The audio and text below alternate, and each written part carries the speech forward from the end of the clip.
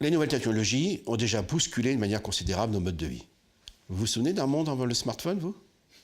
Et donc, pour se rappeler de l'histoire, quand même, si on oublie vite, hein, vous voyez comme ça, l'accélération est extraordinaire. Il y a exactement 10 ans, M. Steve Jobs, qui n'est plus de ce monde, est arrivé sur une scène, a sorti un iPhone, et il a dit « I'm going to change the world ». Mais il n'a jamais dit comment ça allait changer.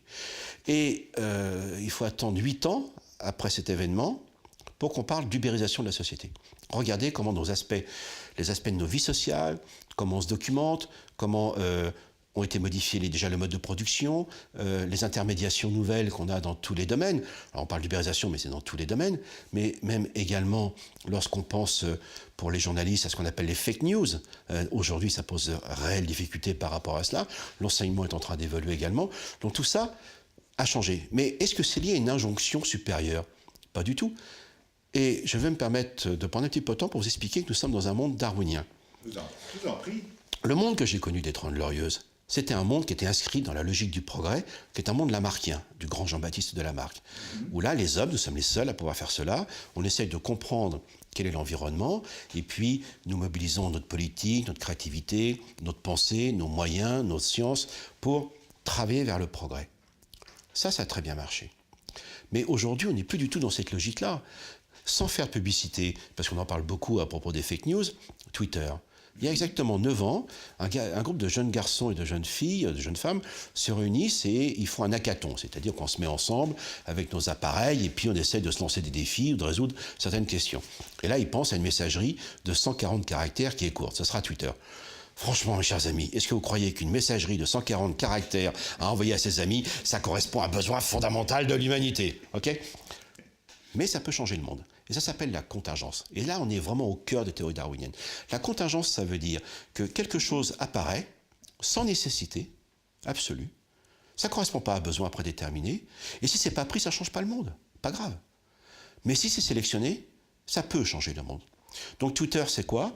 C'est Google Flu Trend qui détecte l'émergence des épidémies quand les gens disent « Ah, toi aussi, t'es malade, t'as ça, patati patata ». Eh bien, on détecte l'émergence des maladies. C'est les systèmes automatiques d'analyse des valeurs de la City qui nous a valu quand même au passage la crise de 2008, la crise financière. C'est évidemment la capacité de faire des fake news, comme on l'évoquait, et évidemment, c'était les printemps arabes. Vous pensez un seul instant que ces jeunes hommes et ces jeunes femmes, aussi brillants qu'ils aient été, et qu'ils sont toujours d'ailleurs, ils avaient imaginé tout cela. Donc la contingence, c'est ça. Ça veut dire que ça peut apparaître, c'est pas pris, ce n'est pas grave, mais si c'est pris, ça peut changer le monde. Et ça s'appelle la sélection naturelle. La vitesse à laquelle nous nous sommes habitués à Internet, aux relations rapides, au téléphone portable, etc., nous change progressivement, change le type de relations que nous avons les uns avec les autres. Et je crois qu'il est important de revenir là-dessus, non pas pour célébrer les temps passés, mais pour essayer de comprendre les temps présents, dans ce qu'ils ont à la fois de machinal et, j'allais dire, de réflexif. Il faut essayer de penser ce machinal. Son portable, par exemple, qui n'est plus un téléphone simplement, mais toute une machinerie, et il devient un prolongement de la personne. Nous en avons tous besoin. Nous n'avons pas fini de penser ce que représente cette utilisation. Je vois dans un bistrot, par exemple, face à face, un homme et une femme qui ne se parlent pas, mais qui sont chacun avec leur portable. Et il y a donc une autre manière de se mettre en contact avec le monde à laquelle il faut réfléchir. Le nom de Facebook est quelque chose de très trompeur. Le nom est très beau, parce que c'est pas seulement trombinoscope. C'est quand même le livre des visages, oui. Facebook. Bon, donc on met sa photo. Enfin, moi, je ne mets pas ma photo sur Facebook, mais la plupart des gens mettent leur photo. Il y a un exhibitionnisme extraordinaire. Si vous allez sur Facebook, vous voyez des gens qui n'arrêtent pas de mettre des photos d'eux-mêmes dans toutes leurs positions. Alors, cet exhibitionnisme, ça ressemble assez à la télé-réalité.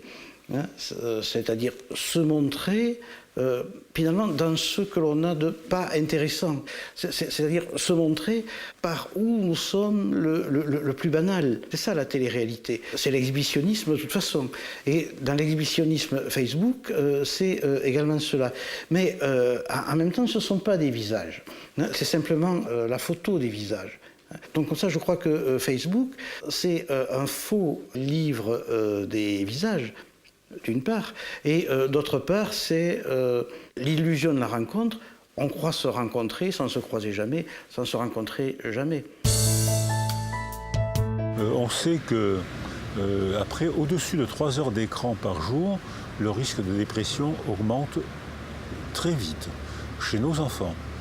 Les écrans permettent de faire des communications stupéfiantes, mais quelle est la relation avec un écran? Zéro. C'est-à-dire que nos enfants s'isolent derrière un écran, ne s'ennuient pas, communiquent avec des copains, des jeux, c'est très excitant, mais ils sont seuls face à l'écran.